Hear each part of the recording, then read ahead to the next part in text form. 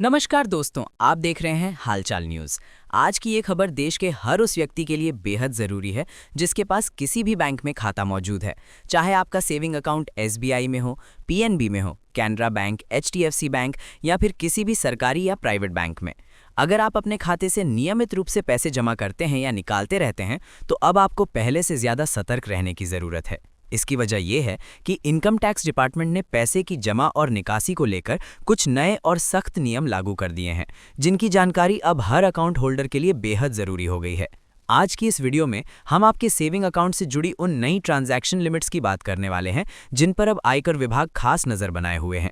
बहुत से लोग आज भी इस बात से अनजान हैं कि अगर गलती से भी तय लिमिट से ज़्यादा लेन देन हो गया तो सीधे इनकम टैक्स का नोटिस आ सकता है। यही एक छोटी सी गलती आगे चलकर बड़ी परेशानी का कारण बन सकती है। दोस्तों, अगर एक बार इनकम टैक्स डिपार्टमेंट की तरफ से नोटिस आ गया तो आपको अपनी हर छोटी बड़ी ट्रांजैक्शन का पूरा हिसाब देना पड़ सकता है।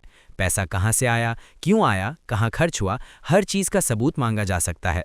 अगर आप सही जवाब नहीं दे पाए तो कई मामलों में 300% तक की भारी पेनल्टी भी लग सकती है। इसीलिए पहले से सतर्क रहना ही सबसे समझदारी भरा कदम माना जाता है। इसी वजह से आज हम आपको 5 से 6 ऐसी बेहद ज़रूरी ट्रांजैक्शन लिमिट्स के बारे में बताने वाले हैं जिनकी जानकारी हर उस व्यक्ति को होनी चाहिए जिसके पास सेविंग अकाउंट है, चाहे बैंक कोई भी हो।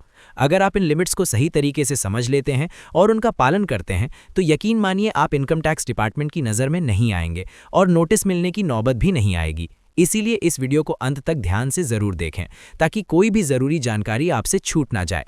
साथ ही ऐसी ही ज़रूरी और काम की खबरें समय समय पर पाने के लिए हालचाल न्यूज़ चैनल को सब्सक्राइब करना ना भूलें और इस वीडियो को अपने परिवार और जानने वालों के साथ ज़रूर शेयर करें। अब दोस्तों आगे बढ़ते हैं और विस्तार से समझते हैं उन नियमों को जो इनकम टैक्स डिपार्टमेंट ने सेविंग अकाउंट से जुड़ी ट्रांजैक्शंस के लिए तय किए हैं। फिलहाल देश में साल 2026 चल रहा है और 1 अप्रैल 2026 से नया फिनेंशियल ईयर शुरू होने जा रहा है। फिनेंशियल ईयर का मतलब होता है 1 अप्रैल से लेकर 31 मार्च तक का पूरा वित्तीय वर्ष। इस पूरे साल के दौरान आपके सेविंग अकाउंट से होने वाली नकद निकासी यानी कैश विड्रॉल पर इनकम टैक्स डिपार्टमेंट ने एक निश्चित सीमा तय कर रखी है। अगर आपने इस तय सीमा से ज़्यादा कैश निकाला तो आप सीधे विभाग की नज़र में आ सकते हैं और हाई वैल्यू ट्रांजैक्शन का नोटिस भेजा जा सकता है। इसका साफ मतलब ये है कि अब सेविंग अकाउंट से कैश निकालते समय आपको कंट्रोल रखना होगा। अगर ज़रूरत से ज़्यादा कैश निकाला गया और बाद में उसका सही स्रोत नहीं बताया जा सका तो ये न सिर्फ जुर्माने बल्कि आपकी पूरी फिनेंशियल स्थिति पर असर डाल सकता है। अब बात करते हैं एक और बेहद अहम नियम की। इनकम टैक्स डिपार्टमेंट ने यह भी तय कर दिया है कि एक पूरे फाइनेंशियल ईयर में आप अपने सेविंग अकाउंट में अधिकतम कितना पैसा जमा कर सकते हैं। अगर अनजाने में भी तय सीमा पार हो गई तो इनकम टैक्स का नोटिस आ सकता है। आज के समय में डिजिटल ट्रांजैक्शन भी पूरी तरह ट्रैक किए जा रहे हैं, चाहे आप गूगल पे, फोन पे या पेटीएम जैसे यूपीआई ऐप्स का इस्तेमाल कर रहे हों। पूरे साल में आपने कितना पैसा भेजा और कितना पैसा रिसीव किया, सब पर नज़र रखी जाती है। इसीलिए इन डिजिटल लिमिट्स को समझना भी बेहद ज़रूरी हो गया है। इस वीडियो में हम आपको ये भी बताएंगे कि एक वित्तीय वर्ष में अधिकतम कितनी राशि की एफडी यानी फिक्स डिपॉजिट कर सकते हैं, क्योंकि अगर तय सीमा से ज़्यादा एफडी कर दी गई तो सिस्टम खुद ब खुद अलर्ट हो सकता है और नोटिस भेजा जा सकता है। इसके अलावा अगर आपके पास एक से ज़्यादा सेविंग अकाउंट्स हैं, जैसे 2, 3 या उससे भी ज़्यादा, तो एक दिन में कुल मिलाकर कितनी रकम निकाली जा सकती है ताकि हाई वैल्यू ट्रांजैक्शन की सीमा पार ना हो, इसकी जानकारी भी आपको इसी वीडियो में दी जा रही है। अब बात करते हैं यूपीआई ट्रांजैक्शन की। आज लगभग हर व्यक्ति गूगल पे, फोन पे और पेटीएम जैसे ऐप्स का इस्तेमाल करता है। ज़रूरत पड़ी तो तुरंत पैसे भेज दिए जाते हैं और कहीं से आए तो तुरंत रिसीव कर लिए जाते हैं। लेकिन बहुत कम लोगों को पता है कि यूपीआई के जरिए होने वाले लेन देन पर भी इनकम टैक्स डिपार्टमेंट नज़र रखता है। भले ही यूपीआई के लिए कोई सीधी डेली लिमिट घोषित नहीं की गई हो, लेकिन इसका मतलब ये बिल्कुल नहीं है कि ये ट्रांजैक्शन ट्रैक नहीं होते। अगर आपके सेविंग अकाउंट का सालाना टर्नओवर यानी भेजे और पाए गए पैसों को मिलाकर करीब 20 लाख रुपए से ज्यादा हो जाता है तो आप हाई वैल्यू ट्रांजैक्शन की कैटेगरी में आ सकते हैं। ऐसे मामलों में न सिर्फ इनकम टैक्स बल्कि जीएसटी डिपार्टमेंट की तरफ से भी नोटिस आ सकता है और जीएसटी रजिस्ट्रेशन की मांग की जा सकती है।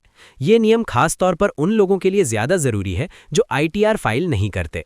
अब बात करते हैं सेविंग अकाउंट में कैश जमा करने की सबसे ज़रूरी लिमिट की।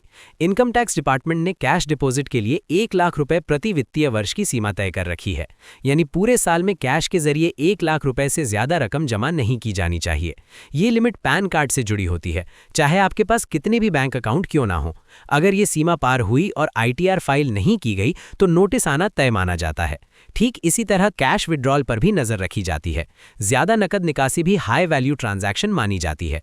बहुत से लोग सोचते हैं कि अलग अलग बैंकों से पैसा निकालने पर किसी को पता नहीं चलेगा, लेकिन ये एक बड़ी गलतफहमी है। आज पैन, आधार, मोबाइल नंबर और बैंक अकाउंट आपस में लिंक होते हैं और सरकार के पास हर ट्रांजैक्शन का रिकॉर्ड मौजूद रहता है।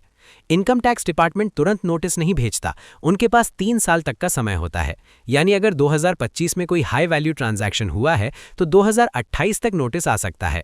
अगर सही जवाब नहीं दिया गया तो वो रकम अनएक्सप्लेन्ड इनकम मानी जा सकती है।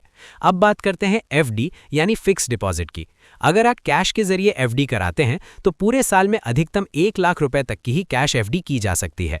लेकिन अगर पैसा पहले से खाते में है या डिजिटल माध्यम से आया है तो उस पर एफडी कराने में कोई दिक्कत नहीं होती। तो दोस्तों, उम्मीद है कि इस वीडियो के जरिए आपको सेविंग अकाउंट से जुड़ी इनकम टैक्स ट्रांजैक्शन लिमिट्स की पूरी और साफ जानकारी मिल गई होगी। अगर ये जानकारी आपके काम की लगी हो तो वीडियो को लाइक जरूर करें और हालचाल न्यूज़ चैनल को सब्सक्राइब करना ना भूलें। मिलते हैं अगली जरूरी खबर के साथ। धन्यवाद।